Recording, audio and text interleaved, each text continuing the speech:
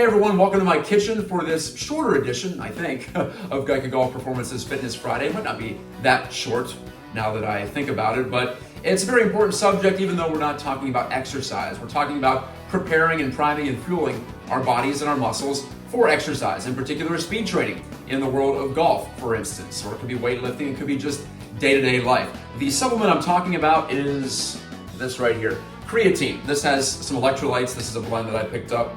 It was a dirty word, creatine was, at least somewhat, when I was growing up. I'm in my mid-30s, so late 90s, early 2000s, when I started getting interested in improving my performance in the weight room or in playing hockey or golf or tennis.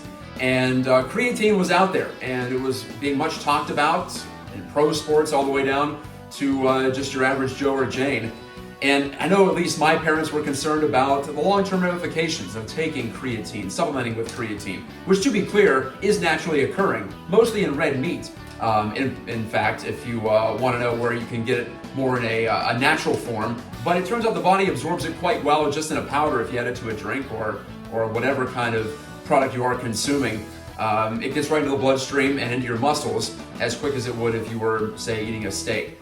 The takeaway from why take creatine is that it is a primary energy source for your muscles. It helps prevent fatigue, it helps improve endurance, it helps also improve rehab outcomes as well. So there perhaps has been no supplement studied as much as creatine over the past 20 years. So many of those concerns from when I was a kid have been put by the wayside because we've determined that your body does handle quote-unquote excess creatine more than we usually get quite well, and there have not been any long-term problems for people who have been supplementing with creatine, myself included, over the years.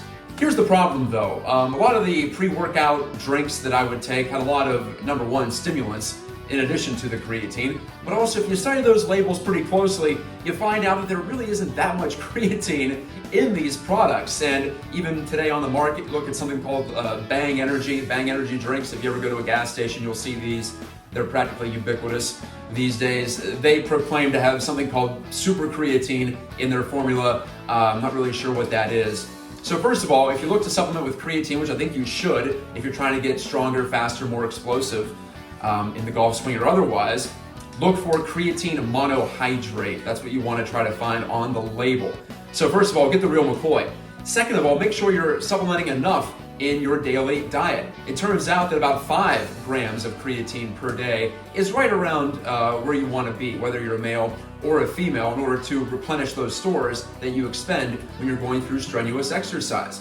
So, for instance, 2 scoops of this electro-creatine blend from Glaxon, I'll give them another free plug here, why not? I've enjoyed the product. But 2 scoops of that gives me 5 grams of creatine. And feel free to eat the red meat that you want as well that can provide more of the creatine from a natural source. But if you're not into that, or if you want a supplement, not have to worry about it so much, then 5 grams of creatine per day, it turns out is enough to load the muscle. And it may take you a couple weeks to get that muscle to the full saturation point, but you're gonna get the benefits from creatine within a couple of days. It doesn't act as quickly as those pre-workouts would have you believe. That's the stimulant, that's the caffeine, the taurine, guarana seed, whatever the heck else is in those. So I just go with a basic cup of coffee a lot of times. First thing in the morning, scoop of this, and then either before or after a workout, another scoop. That's how I've been managing my creatine input. But again, the bottom line, creatine works and it's safe. Again, it is safe. So if you still have some